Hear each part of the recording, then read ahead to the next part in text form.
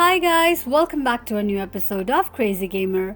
Today in this video, I'm gonna show you how you can add your phone number on Scrabble's account. Keep watching the video till the end.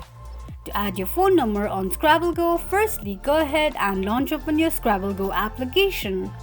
The home page of Scrabble Go application will appear on the screen. Click on profile icon at the top left corner of the page.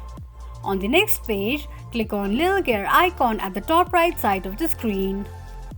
You will end up on the settings page of Scrabble Go's account. Now click on contacts. From the pop-up, click on add contacts option. Enter your phone number and tap on continue.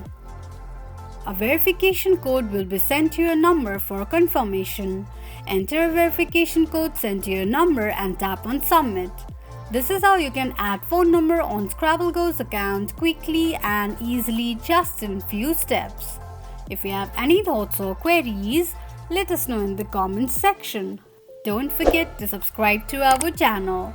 Also press the notification bell icon so that YouTube will notify you whenever we post a new video. I hope this video was helpful to you. Thank you so much for watching.